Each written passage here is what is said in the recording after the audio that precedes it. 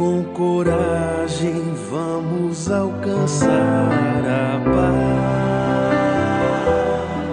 construindo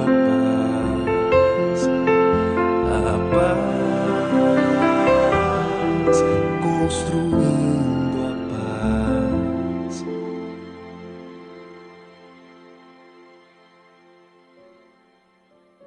Olá, queridos amigos e amigas, este é o podcast Liderança Espírita para a Nova Era, uma promoção do setor de formação de lideranças vinculado à Vice-Presidência de Unificação da Federação Espírita do Rio Grande do Sul. Este é o episódio de número 9, intitulado Os Desafios da Unificação. Este será um episódio especial onde reapresentaremos a entrevista concedida ao programa Educar para Crescer da Rádio Rio de Janeiro pela vice-presidente da área de unificação da Federação Espírita do Rio Grande do Sul, Maria Elizabeth Barbieri, cuja entrevista tratou do tema Os Desafios da Unificação.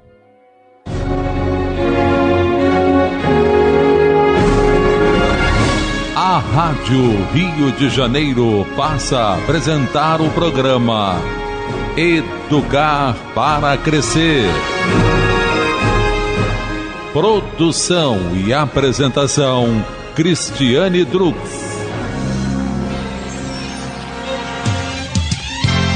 Olá, amigos, estamos juntos em mais uma edição do Educar para Crescer.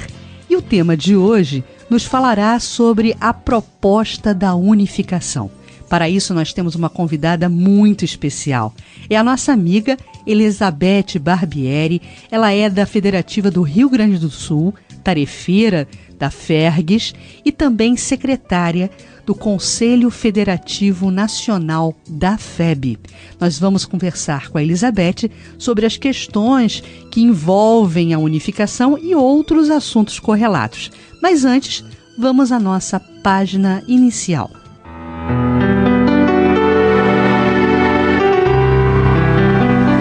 Esse texto, ele é do Espírito Emmanuel e foi publicado numa coletânea de mensagens sobre a unificação e movimento espírita, publicadas pela Federação Espírita Brasileira, e essas mensagens, elas acabaram sendo compiladas no livro Palavra aos Espíritas, do também amigo Álvaro Crispino.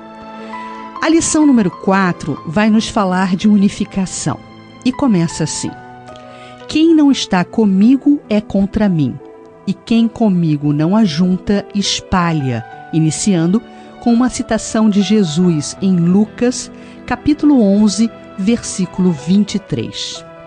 E também, lembrando Jesus, e haverá um só rebanho e um só pastor. Em João, capítulo 10, versículo 16. Trabalhar pela unificação dos órgãos doutrinários do Espiritismo no Brasil é prestar relevante serviço à causa do Evangelho Redentor junto da humanidade. Reunir elementos dispersos, concatená-los e estruturar-lhes o plano de ação na ordem superior que nos orienta o idealismo, é serviço de indiscutível benemerência, porque demanda sacrifício pessoal, oração e vigilância na fé renovadora e, sobretudo, elevada capacidade de renunciação. Lembremo-nos de que a vitória do Evangelho, ainda não alcançada, começou com a congregação de 12 aprendizes, humildes e sinceros, em torno de um mestre sábio, paciente, generoso e justo. E continuemos, cada qual de nós, no posto de trabalho que nos compete, atentos às determinações divinas da execução do próprio dever. Pelo benfeitor Emmanuel. E aí, a partir dessas ilações do nobre benfeitor Emmanuel, pedimos a Beth para fazer a sua saudação inicial e alguns comentários acerca dessa linda página.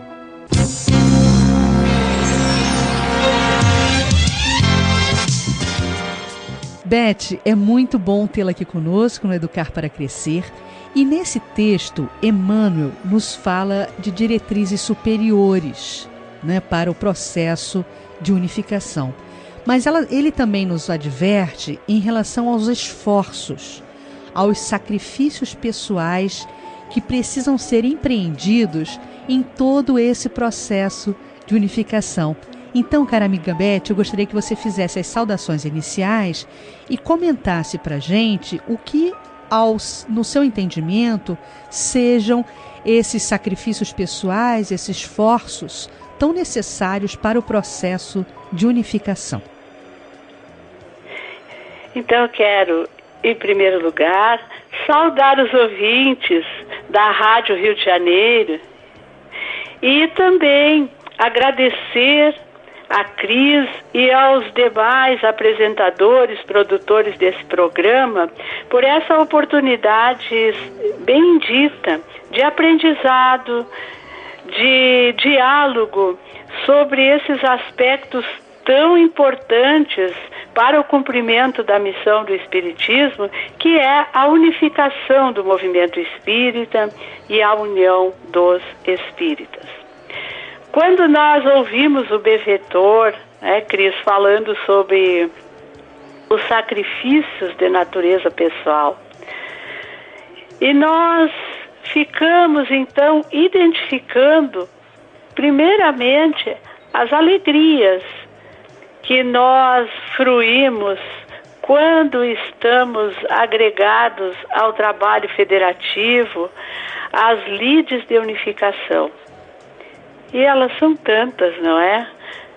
Elas são tão relevantes, elas são tão transformadoras, que a gente fica imaginando que o grande sacrifício que nós precisamos empreender para que investamos no processo de unificação e nos somemos a essas fileiras de Ismael, o grande sacrifício é o sacrifício do nosso personalismo, das ações egóicas, do desejo de supremacia que nós muitas vezes nutrimos.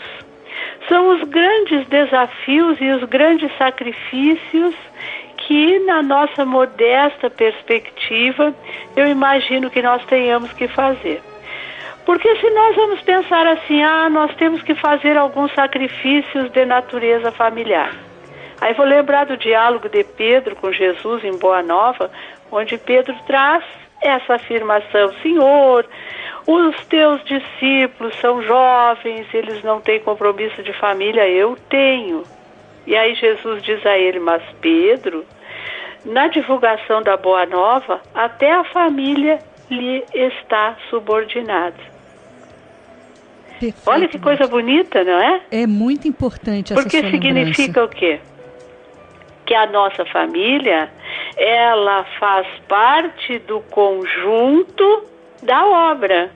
Ou seja, aquelas pessoas que nos acompanham, elas renascem no nosso núcleo familiar com esta tarefa de nos apoiar nas ações que nós empreendemos. Então não há sacrifício, há sim um esforço de compreensão daqueles que nos ladeiam e de nós mesmos. Aí vamos pensar em compromissos profissionais, que sacrifícios eu tenho que fazer? Bom, a profissão, as ações destinadas à minha subsistência, elas são meio para que eu possa empreender as ações que são da tarefa fundamental da minha existência. Então me parece que realmente o grande sacrifício é sacrificarmos o personalismo, o egoísmo, o orgulho. Eu acho que é isso aí. Perfeito, Beth. E essa lembrança que você nos traz também nos aponta o seguinte entendimento, que não cabe nesse processo, né, de dedicação nossa frente ao movimento espírita nenhum tipo de sentimento de culpa também, né? Porque a gente acaba se sentindo culpado porque está trabalhando em prol da doutrina e, teoricamente, aí eu estou colocando entre aspas, deixando de lado as nossas atribuições, né? Mas, na verdade, como você expôs, né? Não tem nada a ver, né? Não tem. É que nós estamos mergulhados numa sociedade materialista. Exato. E essa sociedade materialista, ela tem valores e tem princípios que são muitas vezes antagônicos com aqueles que nós professamos. Exato. Então o julgamento vem porque aquele que julga tem uma ótica materialista das coisas. A gente às vezes está cansado de ouvir assim, poxa vida, se você utilizasse todo esse tempo, toda a sua inteligência para alguma coisa que rendesse dinheiro, você viveria melhor. Aí eu fico perguntando, o que é viver melhor? Não é? Será que é ter um carro que custe 2 vezes mais ou 3 do que o que eu tenho e me leva nos mesmos lugares? Exato, ou aumentar a conta bancária, poder, né? ter férias assim 3 vezes maiores do que as que eu tenho e ficar fazendo o quê? Então, o viver melhor, né? O julgamento, ele é um fator que nós mesmos precisamos auxiliar a transformar no mundo. É essa ótica materialista que o Espiritismo vai destruir. Exato. Então, enquanto nós estivermos com o trabalho pela metade, ainda não realizado, essa ótica materialista, ela vai nos cercar, até para nos lembrar do que nós temos que trabalhar para transformar, né? Exato. E a gente espera, né, Beth, que esse sentimento imediatista, né, se transforme na visão de futuro que Jesus tanto falava, né, nas suas pregações evangélicas. Agora, tentando nos lembrar especificamente do Pacto Áureo, né, que é o momento que inaugura todo esse processo de edificação. Eu hoje pela manhã, antes do nosso programa, eu fui ler a ata do Pacto Áureo, que foi redigida, né, em 5 de outubro de 1949. Na oportunidade, o Vantuil de Freitas, né, era o presidente da FEB, e no primeiro item da ata, Beth, eu encontrei lá que a ata ela foi inspirada, né, pelo Brasil, coração do mundo, pátria do Evangelho. Né? E justamente lembrando, né, dessa árvore do Evangelho que foi transplantada da Palestina para o Brasil e que aqueles signatários naquele momento, isso aponta o item 1 dessa ata, tinham a necessidade de continuidade desse projeto de luz, que é justamente o projeto de luz narrado no livro, né, escrito por Humberto de Campos, pela psicografia de Chico Xavier. E a gente vai encontrar, eu achei muito interessante isso, porque você já citou pra gente essa palavra-chave do personalismo, porque no item 15 desta mesma ata do Pacto Áureo, diz lá assim: nenhum membro do CFN poderá dar publicidade a trabalho seu individual, subscrevendo como membro do Conselho Federativo Nacional, salvo se o trabalho for antecipadamente lido e aprovado pelo CFN. Então, dentro dessa seara, dessa proposta de unificação, dessa proposta lançada pelo Pacto Áureo, realmente não cabe uma postura individualista e personalista, né, Beth? Verdade, né? O trabalho é comum e impessoal, como diz lá no livro Brasil, Coração do Mundo, Pátria do Evangelho. E sabe, Cris, agora você falando na ata do Pacto Áureo, que eu até vou lhe pedir para mandar uma cópia, sim, porque as federativas da época devem ter recebido todas, só exato, que eu ainda não consegui localizá-la aqui na federação. Tá? E a gente está lembrando, Beth, antes que você continue, né? Eu quero aproveitar esse ensejo para mandar um grande abraço espiritual para Francisco Spinelli, né, que foi um dos signatários. Sem dúvida, e a gente retribui para o Leopoldo Machado, né? Ok. Grande amigo desta casa. Exato, Beth, mas por favor, continue. Certo. Então, esses dias, fazendo uma reflexão em torno do Pacto Áureo, eu lembrei que é contado, né, aquele momento em que eles estavam no Congresso e aí durante a noite, insones, desceram para a praça e foram chegando um após outro, se reuniram, porque ali eles já estavam sob as emoções e os sentimentos de uma conversa frustrada com o presidente da FEB, que até então não havia aceitado a proposta levada pela comissão, enfim, que presidiu o primeiro Congresso de Unificação, pela qual o Rio Grande do Sul ficou encarregado. Então, a proposta era que se formasse uma confederação das federativas do Brasil. E o presidente Vantuil não aceitou essa proposta.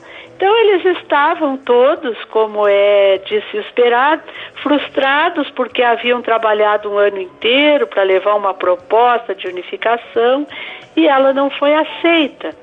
Então, aquela madrugada foi memorável, né? Uma época, né, Cris, que dava para descer para a praça no Rio de Janeiro de madrugada, né? Exato, outros tempos. Outros tempos, né? E ali, eles então decidiram que iriam novamente no dia seguinte até a FEB buscar uma solução para aquele impasse. E eu lembro muito, esse momento me trouxe aquele momento do cristianismo primitivo em que Tiago e Paulo divergiam com relação a questões de organização da igreja primitiva, em que Paulo queria os gentios e Tiago tinha posturas que eram posturas que restringiam isto, e chamaram Pedro para dirimir e se posicionar em favor de uma ou de outra postura. E Pedro, então, surpreende a todos, chamando para si a responsabilidade da continuidade daquele momento e lembrando a Paulo e a Tiago que nos cabe rever as nossas posturas e não fazermos a todo custo uma vitória de uma visão que sempre é parcial. E ali, né, Emmanuel diz no livro Paulo e Estevão que aquela postura de Pedro, ela salvou a igreja primitiva.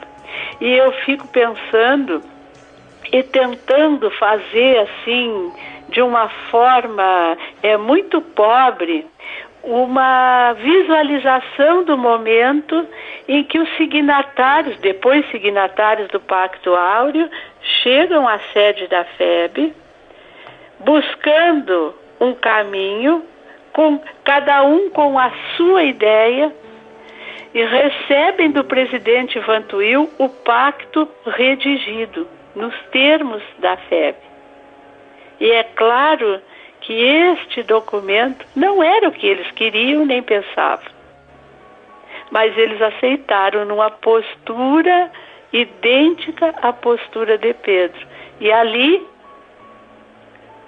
o Espiritismo no Brasil tomou um novo rumo, o rumo da unificação. Então, eu acho muito bonito esse momento, porque ali foi um instante em que realmente os nossos pioneiros, os nossos líderes de então, eles silenciaram a opinião pessoal em prol de um objetivo comum. Acho lindo isso. É muito lindo, Beth. E, na verdade, né, eu até queria te perguntar se o Pacto Áureo e todo esse espírito, né, que passou a vivificar dentro da seara espírita após a assinatura do Pacto Áureo, pode significar assim um espírito de convergência, né? Porque é isso que se busca hoje em dia no movimento espírita, né? Uma convergência de ideias, né? É verdade. Porque a gente fica vendo hoje, quando nós chegamos na FEB e que a gente vê nas reuniões do Conselho Federativo Nacional as 27 federativas reunidas. Há muito tempo a gente não tem ausências das federativas no CFN. A gente fica lembrando que se os nossos ceareiros lá atrás não tivessem a humildade de firmar o pacto possível, não o desejado, mas o possível, por quantos anos nós teríamos retardado o processo de unificação, que ainda tem muito a construir, mas que teve o seu nascedouro ali, naquele momento de humildade, de compreensão, de tolerância, né? Pois é. Beth, sobre a dinâmica do CFN, eu já havia explicado anteriormente para os nossos ouvintes, né, que você, nada mais, nada menos, é uma das três, responsável por uma das 3 secretarias do Conselho Federativo Nacional, né? Se não me engano, existe por estrutura, né? O CFN existe como estrutura, né? O presidente da FEB presidindo o Conselho Federativo Nacional, né? E depois existe a representação de todos os estados, né? Que são justamente essas 27 federativas, e mais esses 3 secretários. É isso mesmo? É essa a estrutura do Conselho? Na verdade, nós somos 4, né? 4 secretários. São o presidente da FEB é o presidente do CFN. Nós temos 3 secretários do CFN que são representantes de federativos, que hoje é Mato Grosso, o Conselho Espírita do Rio de Janeiro e o Paraná. São exato. 3 secretários do CFN. E nós temos 4 comissões regionais. Exato. Tá? A Comissão Regional Norte, a Centro, a Nordeste e a Sul, da qual nós e o Conselho Espírita do Rio de Janeiro fazemos parte. Isso. Então, cada uma das 4 comissões regionais tem um secretário. Né? Exato. E no momento nós estamos nesse aprendizado aí de secretariar a Comissão Regional Sul, que engloba a Federativa do Rio Grande do Sul, Santa Catarina, Paraná, a USE, São Paulo, né? CERJ, Rio de Janeiro e Mato Grosso do Sul. Maravilha, Beth. Então, e para o nosso público que nos acompanha, né? O que é deliberado? Na verdade, o Conselho Federativo Nacional, ele se reúne uma vez a cada ano. Nesse espaço, nesse fórum, o que fica decidido? O que é decidido nesse fórum? Pois então, nesse momento, o CFN vive uma mudança de paradigma. Abençoadamente, as construções coletivas, elas têm tomado, assim, elas têm sido exponenciais, porque, como todas as organizações do mundo, nós passamos, né, por aquele modelo mais hierárquico, em que os nossos próprios organogramas, eles tinham essa estrutura de que havia instâncias superiores e outras que dali iam se derivando. Hoje, e o CERJ é pioneiro nisto, nós já trabalhamos com decisões coletivas ou colegiadas. Embora nós tenhamos ainda muitas federativas com a estrutura presidencialista, a presidência ela atua mais como uma coordenação de esforços, né? Que, é claro, tem aquele momento de decisão, né, em que precisa, como Pedro, acalmar os ânimos ainda muito individualistas, mas as construções, os projetos, os programas, as ações, elas são trabalhadas de forma coletiva. E isto começa com as federativas ouvindo os centros espíritas, depois se reúnem com as federativas da sua comissão regional e aquilo que é definido para o movimento espírita nacional, depois de toda esta construção, que às vezes dura 2, 3 anos, são deliberadas na plenária, que são as 27 federativas do CFN, do Conselho Federativo Nacional. Então, neste momento, nós temos o exercício daquilo que chamamos o paradigma de rede, né? Em que nós temos atribuições diferentes, mas nós temos uma horizontalidade que permite uma participação ampla de todos os segmentos do movimento espírita que desejam participar, né? Porque também é muito livre. Mesmo às vezes podendo participar, há segmentos que resolvem se manter alheios e apenas receber aquilo que for decidido. Também é a liberdade que cada segmento tem, né? Maravilha, Beth. Olha, o nosso tempo no primeiro bloco já se esgotou. Olha só, mas que ligeiro, gente! Correu o tempo, correu rápido. Quando o assunto é bom e a entrevistada é maravilhosa, corre muito bem. Beth, olha, depois do intervalo a gente volta com 2 assuntos que eu quero tratar contigo. Sobre rede e sobre o livro espírita. A gente volta já já. Ah, certo. Tá bom. Estamos apresentando o programa Educar para Crescer. Produção e apresentação Cristiane Drux e convidados.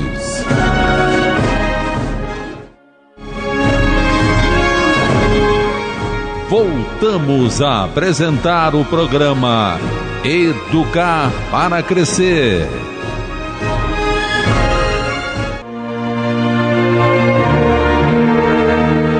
E agora, meus amigos, na abertura deste segundo bloco, para aquecer ainda mais esse diálogo emocionante, queremos trazer um texto de Rubem Alves. Ele é um dos mais importantes e produtivos educadores brasileiros. O texto vai tratar sobre a figura alegórica do sapo. Era uma vez um lindo príncipe por quem todas as moças se apaixonavam. Por ele também se apaixonou uma bruxa horrenda que o pediu em casamento. O príncipe nem ligou e a bruxa ficou muito brava. Se não vai casar comigo, não vai casar com ninguém mais. Olhou fundo nos olhos dele e disse: você vai virar um sapo. Ao ouvir essa palavra, o príncipe sentiu uma estremeção. Teve medo, acreditou. E ele virou aquilo que a palavra de feitiço tinha dito: sapo. Virou um sapo. Bastou que virasse sapo para que se esquecesse de que era príncipe. Viu-se refletido no espelho real e se espantou. Sou um sapo. Que é que eu estou fazendo no palácio do príncipe? Casa de sapo é charco. E com essas palavras pôs-se a pular na direção do charco. Sentiu-se feliz ao ver a lama. Pulou e mergulhou.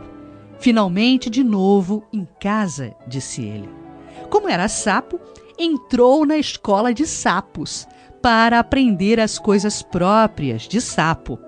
Aprendeu a coachar com voz grossa, aprendeu a jogar a língua para fora para apanhar moscas distraídas.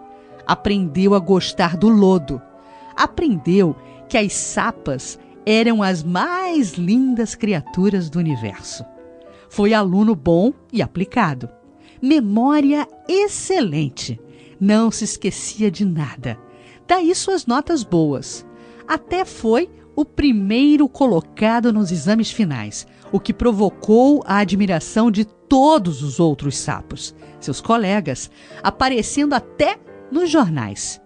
Quanto mais aprendia as coisas de sapo, mais sapo ficava. E quanto mais aprendia a ser sapo, mais se esquecia de que um dia fora príncipe. A aprendizagem é assim.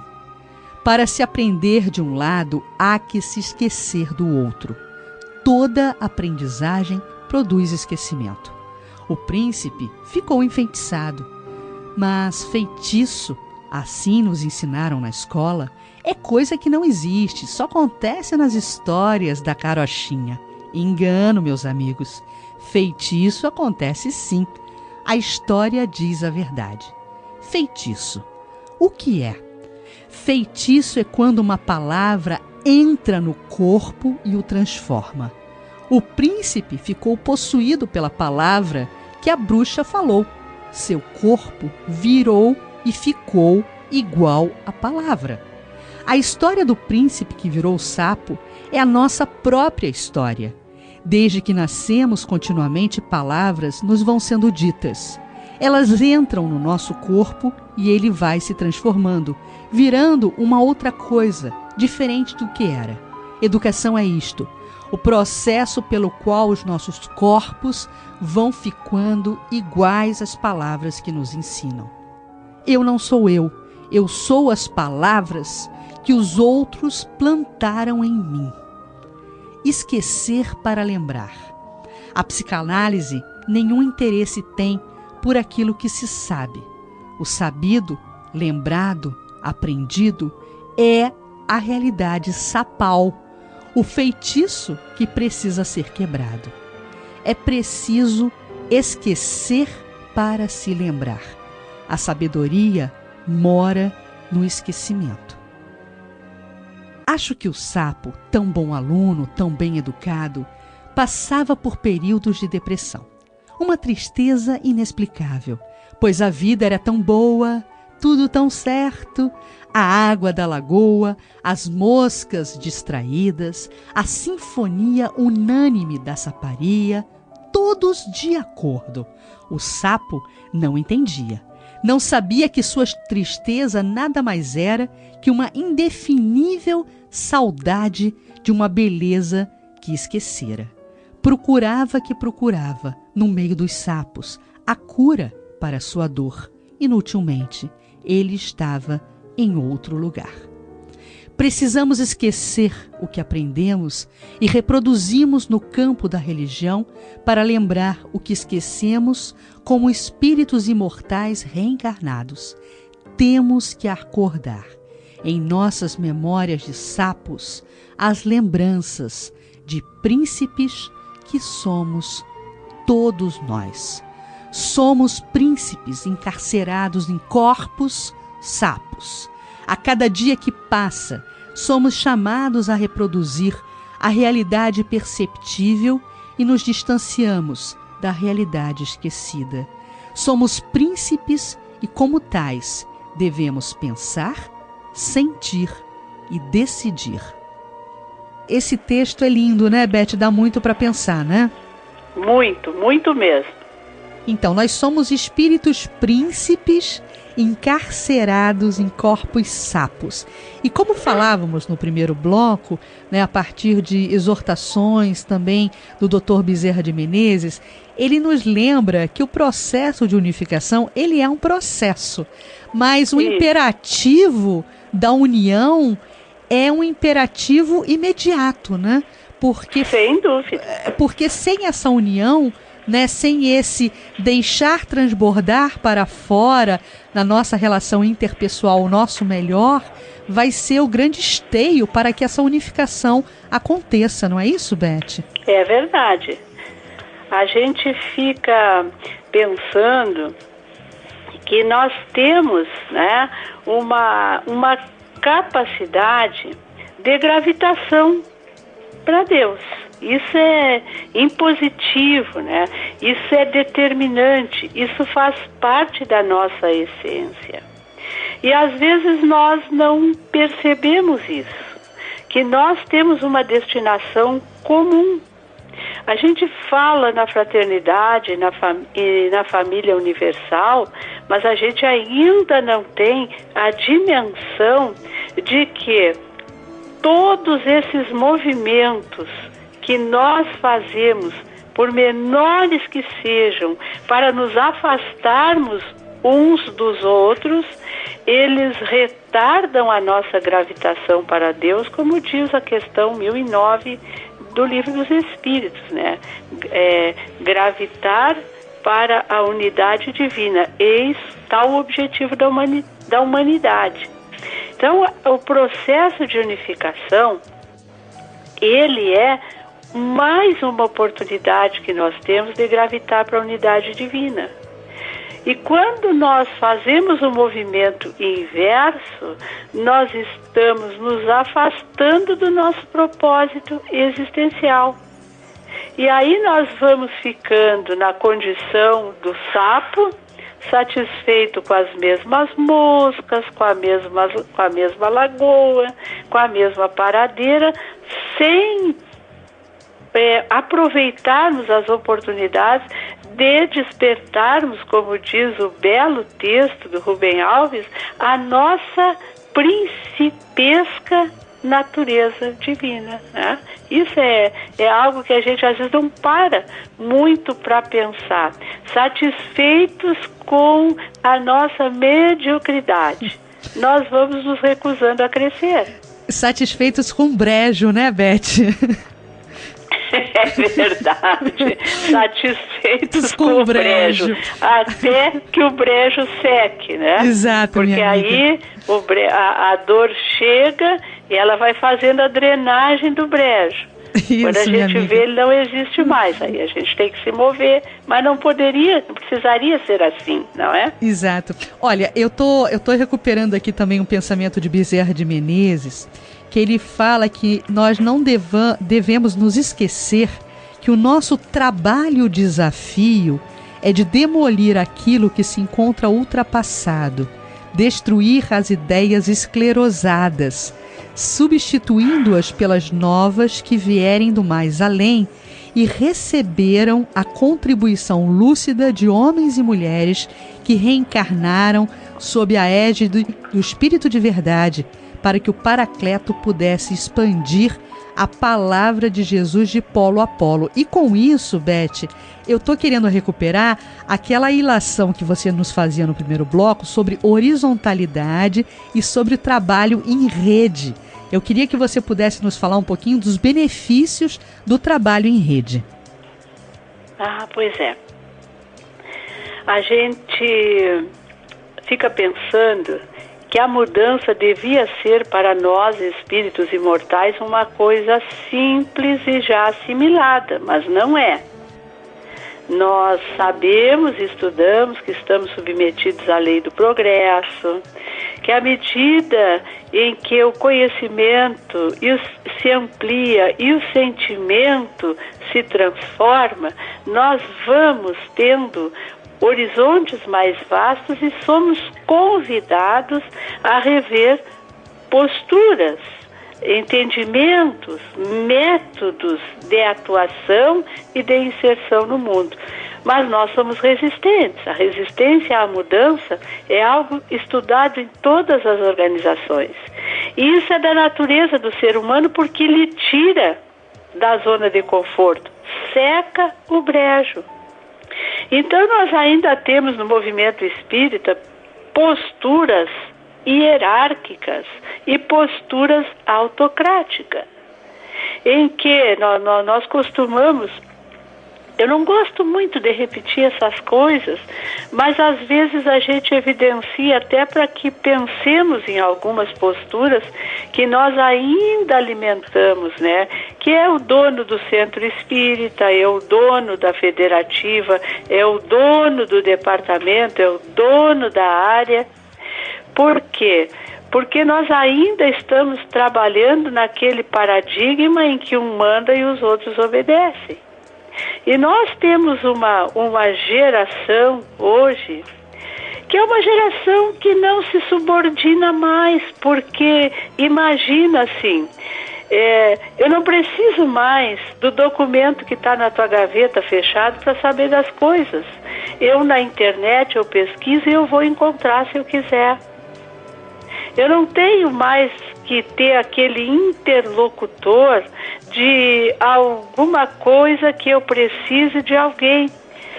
Eu mando um WhatsApp, eu descubro o contato e eu mesmo vou fazer isso.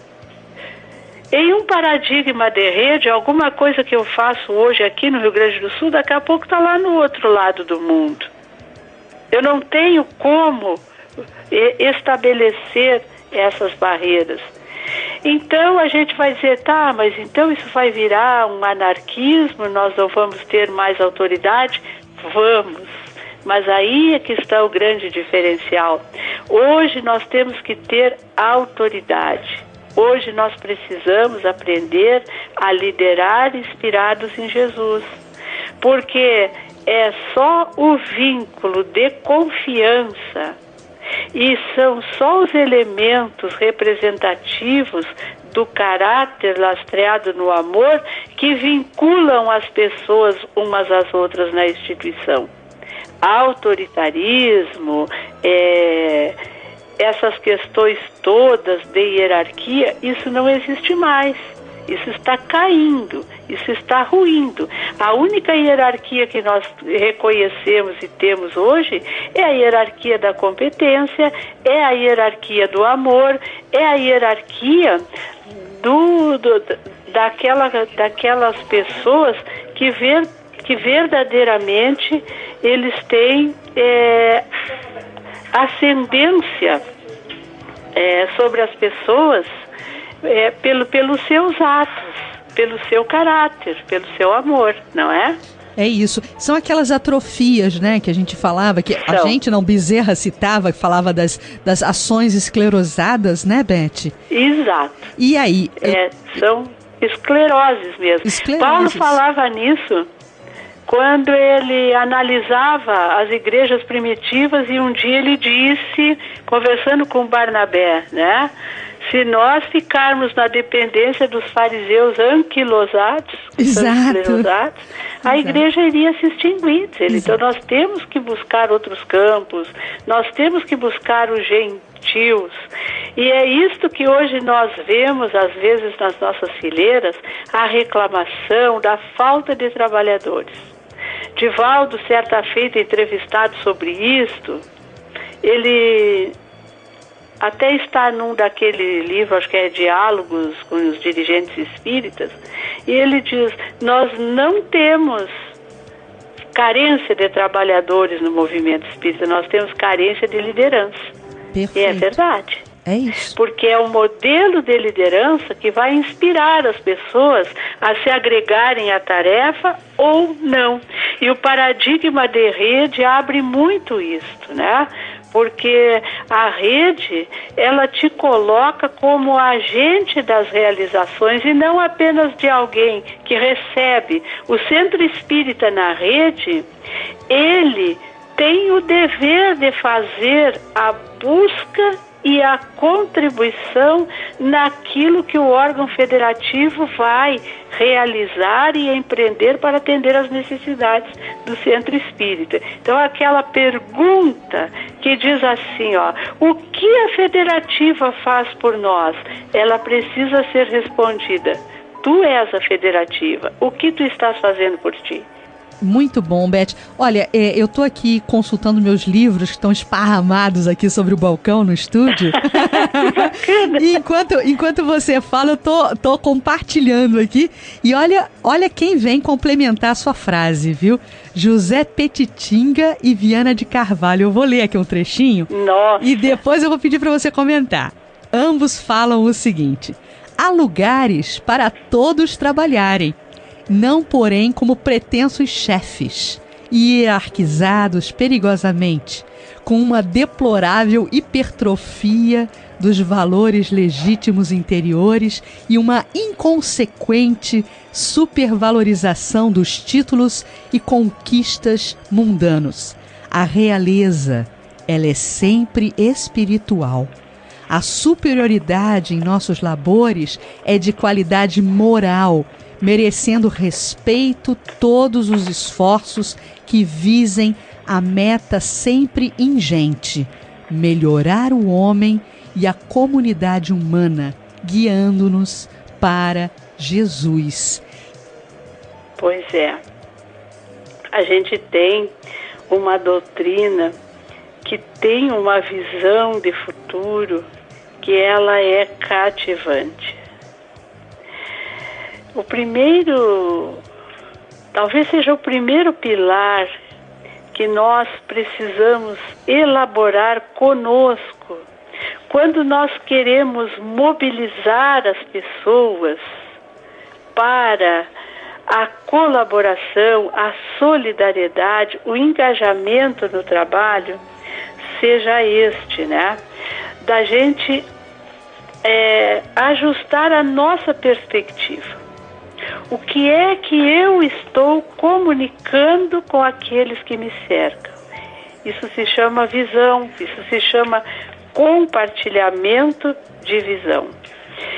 E o Espiritismo, ele tem uma visão arrebatadora. Desde os primeiros momentos em que eram fixadas as bases organizacionais do Consolador no orbe, que o Espiritismo já vem trazendo essa visão arrebatadora, né? Quando ele diz que quando o Espiritismo for bem compreendido, né? Quando ele se identificar com os costumes, com as crenças, ele transformaria os hábitos, os usos e as relações sociais. Lá na questão 917 do Livro dos Espíritos, ele diz isso. E dentre essas relações sociais está a relação entre líderes e liderados. E a crença no Espiritismo, ela ajuda o homem a se melhorar. Também, lembrando essa nota que Kardec põe lá na questão 981, quando ele diz que o Espiritismo vai firmar as ideias sobre certos pontos do futuro, que ele iria apressar o adiantamento dos indivíduos e das massas, porque ele iria permitir que nos inteirássemos do que nós seríamos um dia. Então, olha a grandeza da visão. Só que, às vezes, nem o líder, ele está convicto disso. Porque quando você senta com alguém e você começa a compartilhar dificuldades, quando você começa a acentuar o lado negativo das coisas, que visão você está compartilhando? Qual é a sua perspectiva como liderança? Então, isto nós precisamos aprender a compartilhar. E volto a dizer, isso não é uma dificuldade do movimento espírita. É uma dificuldade das lideranças do mundo. De um presidente dos Estados Unidos, que, se não me engano, era o presidente Reagan, ele dizia assim, lendo uma vez uma matéria redigida, ele dizia assim: eu entendo essa questão de visão, eu concordo, eu acho bacana, mas eu não sei como fazer. Eu não sei como compartilhar uma visão arrebatadora. Então, no programa de liderança, a gente tem um capítulo que fala da jornada de transformação do líder, em que a gente começa com isso, né? O líder precisa saber compor a sua perspectiva. Ele tem que olhar o mundo, olhar a sua instituição e saber compartilhar com o seu liderado uma visão de futuro que cative, que arrebate o liderado, porque senão ele não consegue mover a criatura para Jesus. Perfeito, Beth. E olha, nos lembrando em liderança, em referencial, lógico que a gente tem que se lembrar de Kardec, e ele tinha, né, essa visão de futura e que nos arrebata até hoje, né? É verdade. E tudo se iniciou através da ferramenta que ele tinha à época, que era justamente o livro, né? E sobre o livro espírita, Beth, a gente está encerrando, a gente tem um minutinho só para a gente encerrar o nosso diálogo, mas qual é a importância para você do livro espírita e da leitura? Ah, sim. O livro espírita, nós iniciamos falando do Pacto Áureo, né, Cris? Isso.